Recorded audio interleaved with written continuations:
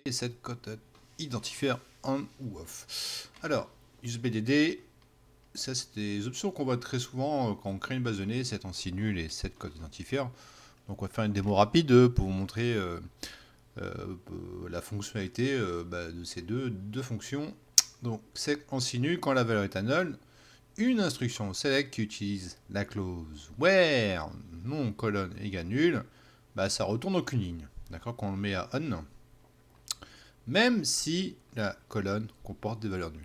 Ok, donc petit exemple, USBDD, j'ai créé une table, j'ai inséré deux valeurs. D'accord, donc dans la deuxième ligne, il y a une valeur nulle. D'accord, je vais activer donc ANSI nul, je le mets à on, et je vais faire différent de nul égale nul et is not nul. D'accord, donc ici, on voit que quand il y a des valeurs nulles, quand on l'active, il retourne aucune valeur. D'accord, ici, ici, et là il retourne que le A parce qu'on l'a mis en is not nul. D'accord, donc il a vu qu'il y avait une valeur nulle sur la ligne, et quand on met différentes valeurs, quand on l'active, il retourne aucune valeur. Égal nul, il retourne aucune valeur aussi. Et is not nul, il retourne bien le 1. Quand on le désactive, donc je mets différent de nul, la même requête, is not nul. Là, il retourne bien en fait les trois valeurs qu'on voit très souvent. Parce que par défaut, c'est désactivé. Donc là, on a A, on a B et on a A.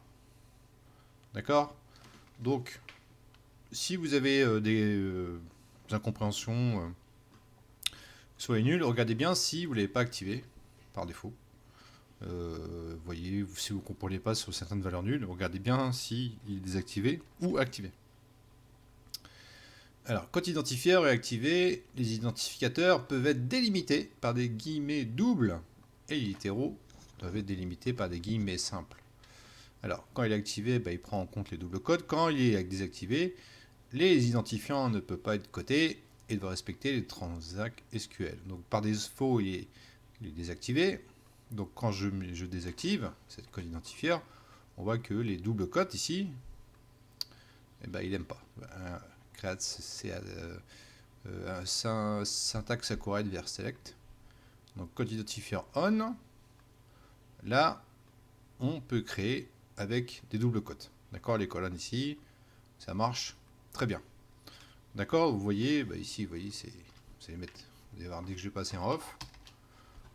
Hop, on voit qu'ici, ça se met tout de suite en erreur. Et dès que je le mets à on, là c'est plus souligné, ça passe. D'accord, donc dès qu'il est à on, on peut créer des colonnes avec des doubles cotes. Ça passe très bien. Quand on fait le select, il n'y a pas de souci. D'accord, donc moi perso je l'ai rarement vu, mais peut-être que dans certains cas, vous êtes obligé de, selon certaines applications, vous êtes obligé de l'activer. D'accord, donc